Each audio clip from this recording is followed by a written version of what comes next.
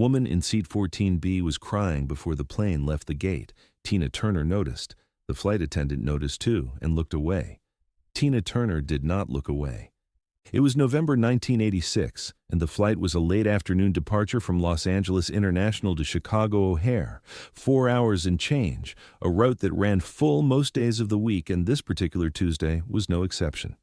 The plane was a wide body, the kind that has 2 seats on each side of the cabin and 4 in the middle, and Tina Turner was in 14A, the window seat, which she preferred because it gave her a wall to put her shoulder against, and a view that wasn't another passenger's face.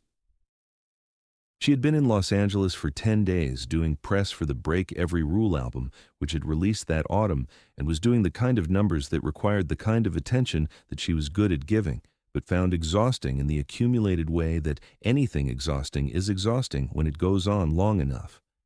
She was flying to Chicago for 2 more days of the same, and she had boarded the plane with a book she intended to read and a specific plan to be unreachable for 4 hours.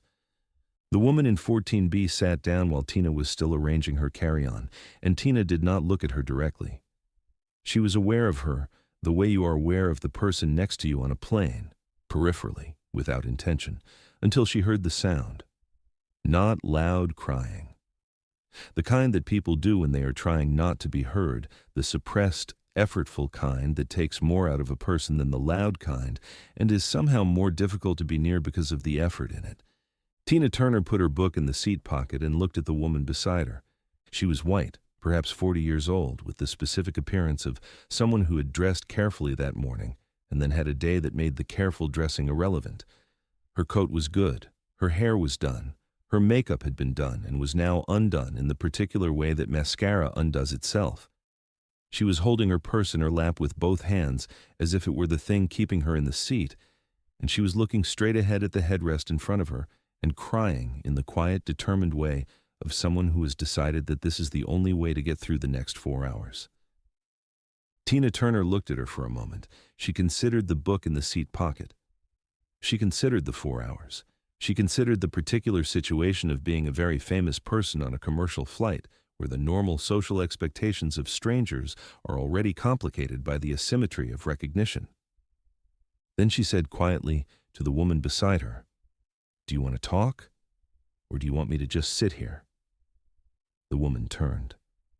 She looked at the person who had spoken to her, and recognition moved across her face in the slow, disbelieving way it moves when you are in the middle of something terrible and a famous person is suddenly in your immediate vicinity. But what happened after the recognition was not what usually happens. She didn't apologize for crying, or reach for composure, or produce the small social performance of being fine that people produce when they are very much not fine and suddenly feel observed. She said, "I don't know." Tina said, "That's okay. I'll just sit here then." She sat there. The plane pushed back from the gate. The safety demonstration happened. The plane taxied and lifted and climbed through the brown Los Angeles sky toward altitude, and Tina Turner sat in 14A and did not read her book and did not look at the woman beside her and did not require anything of the situation. Somewhere over Nevada, the woman spoke. Her name was Carol Denning.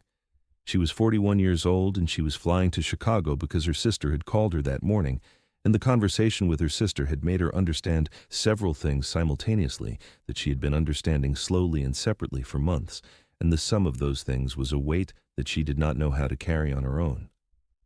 She did not go into the details immediately. She gave Tina the outline, a marriage that had become something she didn't recognize, a version of herself that had gone missing so gradually she hadn't noticed until someone who knew her well pointed to the absence and named it. She said, "I got on this plane and I thought, what if I just don't land? Not the plane, just me. What if I just don't come back from this?" She said it the way people say the thing they have not yet said to anyone. Carefully, sideways, watching to see what happens when it's in the air, watching whether the person who receives it understands what it means. Tina Turner understood what it meant. She had survived things. This was not a secret.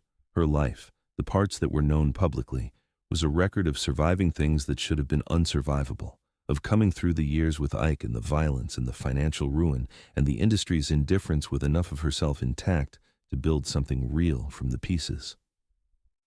What was less known, less talked about, was the texture of that survival from the inside.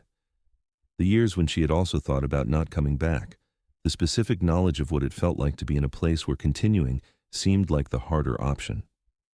She did not perform this knowledge. She did not say, "I know how you feel." She said after a moment, "I've been in a place where the landing seemed like too much. I know what that's like." Carol Denning looked at her. "What did you do?" she said. Tina thought about this for a moment. She said, "I found one thing that was true, just one, and I held on to it until I found another one." For the next 2 hours, somewhere between Nevada and Iowa at 35,000 feet, two women sat in seats 14A and 14B and talked, not about celebrity or fame or music or any of the things that the asymmetry of their situations might have made the subject. They talked about marriages and sisters and the experience of losing yourself so gradually that you don't notice until someone holds up a mirror. They talked about what it means to rebuild something after it has been systematically taken apart. They talked about fear, the specific fear of being responsible for your own life when the life you've been living belonged to someone else's version of you. Tina talked about things she rarely talked about publicly, the years of being told that her value was contingent on her usefulness to someone else, the slow erosion of knowing what she wanted and what she thought, the process of reconstruction that looks from the outside like triumph, but from the inside feels for a long time like just getting through the day. She said these things not to make Carol feel less alone, or not only for that reason, but because they were true, and the conversation had become the kind of conversation where the only appropriate thing is the truth. Carol listened, and then she talked, and Tina listened.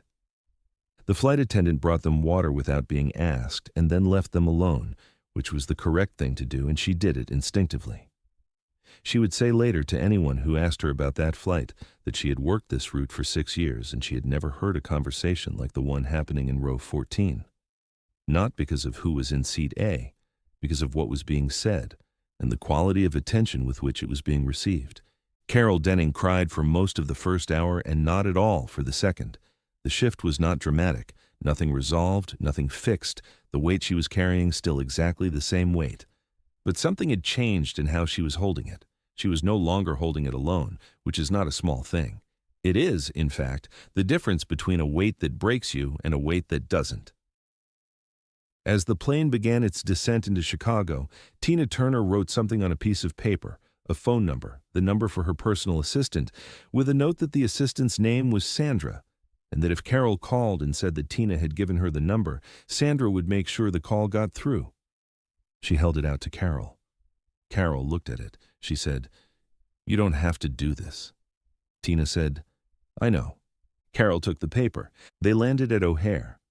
They collected their bags from the overhead compartments with the careful efficiency of people returning to the logistics of their lives. At the gate, they said goodbye in the way that people say goodbye after 4 hours of being more honest with each other than they usually are with people they have known for years, with the specific awkwardness of intimacy that has no established category, that exists in the gap between strangers and friends. Carol Denning did not use the phone number immediately. She went to her sister's house in Chicago and stayed for a week. And in that week, she did the things that need to be done when you have spent 4 hours telling the truth to a stranger at 35,000 feet and landed somewhere more solid than where you took off. She slept. She talked to her sister, the real conversation, the one that the phone call that morning had been reaching toward.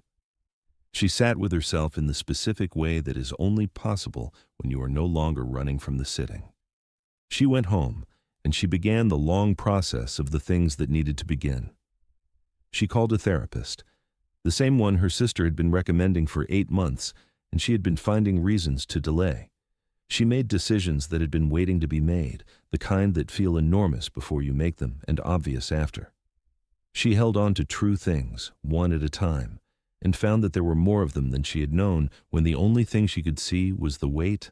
She called the number 3 months later, in February 1987. Sandra answered. The call got through. They spoke for 20 minutes. Tina Turner asked how she was. Carol said she was better, which was true in the way that better is always true when it's the right word and not just the available one. She said she had wanted to call sooner but hadn't known what to say. Tina said, "You don't have to say anything. I just wanted to know you landed." Carol Denning did not speak publicly about the flight until 2003, when she wrote a piece for a small personal essay publication about the people and moments that had changed the direction of her life. She did not name the woman in seat 14A, but described her only as someone who had chosen not to look away when looking away would have been easier. She described the question, "Do you want to talk or do you want me to just sit here?" and said it was the most important question anyone had ever asked her, because it was the first time in a long time that someone had given her a choice rather than assuming what she needed. The essay was not widely read, but it was read by someone who knew someone, and eventually, in the specific way that these things travel, it reached someone who connected the details to the flight and the year and the route, and the story became slightly more widely known in the small community of people who collect these kinds of stories because they believe they matter. What Carol said, when asked in a later conversation why the question had meant so much, was this: "She didn't try to fix it. She didn't tell me it would be okay. She just asked what I needed and then gave me that." When you are in the place I was in, what you need most is not someone who has answers. It's someone who stays. Tina Turner had stayed 4 hours at 35,000 feet on a plane she had boarded with a book and a plan to be unreachable. The flight attendant who had brought the water without being asked retired in 1999 after 22 years on that route. She said in the small speech her colleagues gave her on her last day that in 22 years she had seen a lot of things from the aisle of a commercial aircraft.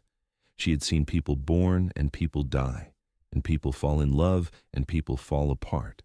She had seen exactly one conversation that she thought about regularly, decades later, not because of who was in one of the seats, but because of what the person in that seat had understood about what the situation required.